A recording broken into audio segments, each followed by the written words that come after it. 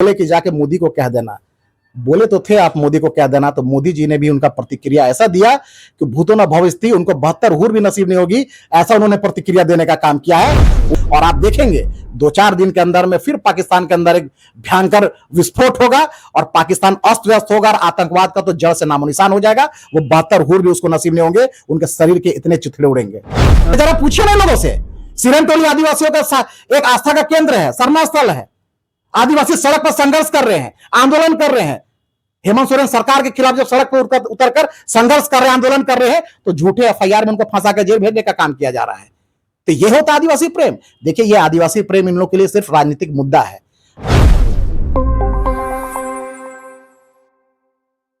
भारत के शौर्य, पराक्रम, वीरता और साहस की तारीफें पूरा विश्व कर रहा है। भारत अपने बहन बेटियों की सिंदूर का बदला ऑपरेशन सिंदूर कर ले लिया है। और हमारे साथ अभी भाजपा नेता अशोक जी है। अशोक जी, मोदी जी ने कहा था कि आतंकवादियों की बची खुची जमीन में मिट्टी में मिला देंगे, ऑपरेशन जारी है। ये तो पूरे दुनिया देखने का काम कर रही है कि किस तरह आतंकवादी की बची कुची जो जमीन है उसको मिट्टी में मिलाने का काम ये देश के वीर सेना करने का काम कर रहे हैं। और ये नरेंद्र मोदी जी के नेतृत्व में नया भारत है। आंख दिखाएगा तो आंख फोड़ने का काम करेंगे, इसका जीता जाता उदाहरण है। उन लोगों ने इस देश के सामान्य नागरिकों का इन लोगों ने जिस तरह से क्रूरता पूर्वक हत्या करने का काम किया, धर्म पूछ कर हत्या करने का काम किया, कपड़े उतार के धार्मिक चिन्हित करके उसको हत्या करने का काम किया, और बोले कि जाके मोदी को कह देना। बोले तो थे आप मोदी को कह देना, तो मोदी जी ने भी उनका प्रतिक्रिया ऐसा दिया कि भूतो न भविष्यति, उनको 72 हूर भी नसीब नहीं होगी, ऐसा उन्होंने प्रतिक्रिया देने का काम किया है। उन्होंने धर्म पूछ के मारा था, हमने उसके कुकर्म पूछ के मारा है और आगे भी पूछ के मारेंगे। और जिस तरह से पाकिस्तान परस्त जो आतंकवादी है ना, आतंकवादी को संरक्षण देके रखे, उसको तो नेस्तनाबूद करने का प्रण हमारी देश के वीर सेना ने करने का काम किया है। और ये नरेंद्र मोदी जी का भारत है। आंख दिखाएगा तो आंख फोड़ने का काम करेंगे। तुम एक हाथ से मारेगा तो हम दोनों हाथ से भी मारेंगे, दोनों लात से ही मारेंगे, उसका जीता जाता उदाहरण है। और जिस तरह से देश के माताओं बहनों ने जिस तरह से उनको जो क्रूर आतंकवाद के खिलाफ में जो देश के 140 करोड़ जनता, वो जाति, धर्म, संप्रदाय, राजनीतिक दल से परे होकर देश 140 करोड़ की जो एकता का मिसाल देते हुए आज देश इस आतंकवाद के खिलाफ लड़ रहा है। और इसका नेतृत्व नरेंद्र मोदी जी कर रहे हैं। और आप आने वाले समय में देखिएगा, ये तो अभी शुरुआत हुआ है, अभी शुरुआत हुआ, इसका अंजाम पाकिस्तान को भुगतना पड़ेगा। ये नरेंद्र मोदी जी के नेतृत्व में नरेंद्र मोदी जी ने साफ शब्दों में कहा है कि बची कुची जो जमीन है उसको भी हम समाप्त करने का काम करेंगे, मिट्टी में मिलाने का काम करेंगे। वो शुभारंभ हो गया, अभी आगे आगे देखिए, अभी और पूरी की पूरी पाकिस्तान के अंदर में जो आतंकवाद थोड़ी बहुत बची हुई है वो भी समाप्ति के कगार पे नजर आएगी। सेना के वरिष्ठ अधिकारियों ने कल कहा कि ये तो अभी ट्रेलर है, पिक्चर बाकी है। क्या लगता है पीओके फिर से भारत का हिस्सा? अरे वो तो अब तो पहले तो बलूच से लड़ रहे, बलूचिस्तान से लड़ ले, लिबरेशन बलूचिस्तान के लिबरेशन आर्मी से लड़ ले। अब तो कराची तक लोग घुस के मारे। वो तो पंगु हो गया है। वो क्या आंख दिखाएगा हमको? जो खुद अंधा है वो क्या आंख दिखाएगा? अरे हम तो दुनिया को हम नेत्र प्रदान करते हैं, दुनिया को एक रास्ता दिखाते हैं। वसुधैव कुटुंबकम के भाव के साथ हम काम करते हैं कि देश एक परिवार है।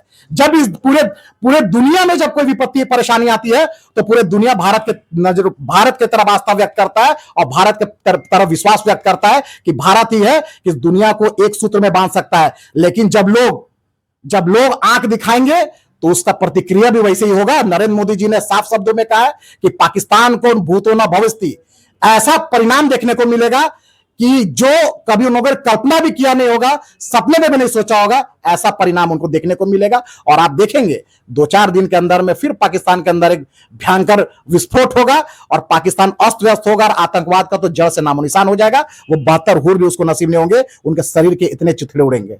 दूसरे प्रश्न में आते हैं कि जातिगत जनगणना को लेकर केंद्र कैबिनेट ने जब इसे हरी झंडी दिखाई तो कांग्रेसियों का कहना था कि राहुल गांधी जी की जीत है। वहीं कल झामुमो जो है जिला मुख्यालयों के सामने धरना देने वाला है कि अभी तक आदिवासी धर्म कोड जो है वो लागू नहीं हुआ है। देखिए, मैंने तो साफ कर दो शब्दों में कहते हैं कि भारतीय जनता पार्टी सामाजिक न्याय की जननी है। हम अंत्योदय के भाव के साथ काम करते हैं। समाज के अंतिम व्यक्ति को कैसे प्रथम पंक्ति में लाना, इस भाव से काम करते हैं। ये लोग बात करते हैं कि राहुल गांधी जी के कहने पे ये जातीय जनगणना हो रहा है। साहब, 1931 के बाद में ये पहली बार ऐसा अवसर आया है कि भारतीय जनता पार्टी नरेंद्र मोदी जी के नेतृत्व में ऐतिहासिक और साहसिक फैसला जातीय जनगणना कराने का लिया गया है। आपको भी तो अवसर मिला था। 78 सालों में इस देश में सबसे ज्यादा शासन कांग्रेस ने किया।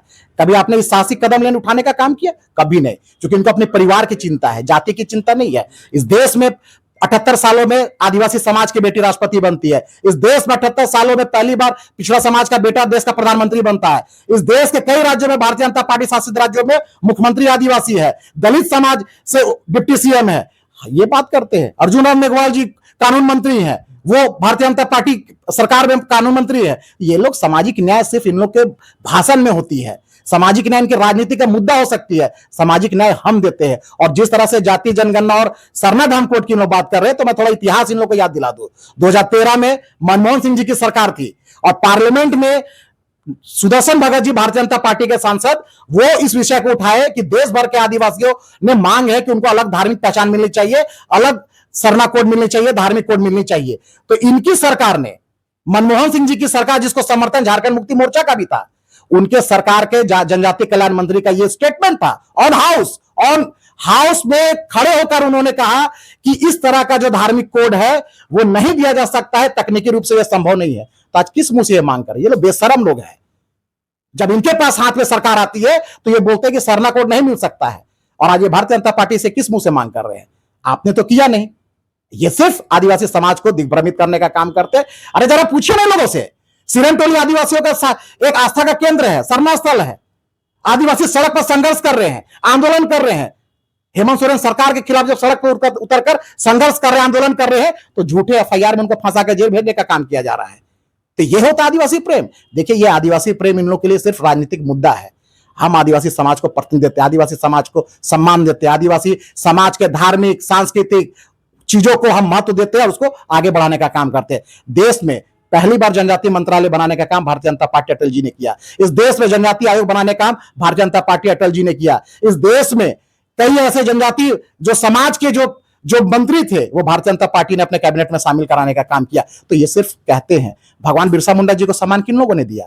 नरेंद्र मोदी जी ने दिया, जनजातीय गौरव दिवस बनाकर। देश भर के जितने आदिवासी महापुरुष थे, वो चाहे धरती आबा भगवान बिरसा मुंडा हो, सिद्धो कान्हो हो, तिलका मांझी हो, नीलांबर पीतांबर हो, जैसे पोटो हो, कई असंख्य आदिवासी, तेलंगा खड़िया जैसे कई आदिवासी महापुरुष जिस देश के स्वाधीनता में अपने प्राण को न्यौछावर कर दिए थे, उनको कभी कांग्रेसियों ने और झारखंड मुक्ति मोर्चा ने सम्मान देने का काम नहीं किया। ये नरेंद्र मोदी जी का ये सरकार है, नरेंद्र मोदी जी का भारत है कि उन सभी जो इतिहास के पन्नों में छिपे हुए आदिवासी महापुरुषों को जनजातीय गौरव दिवस घोषणा करके उनको सम्मान देने का काम किया। ये सिर्फ बात करते हैं कागज में और भाषण में, हम बात करते हैं उनको सम्मान देने में। यही अंतर उनमें और हम में है।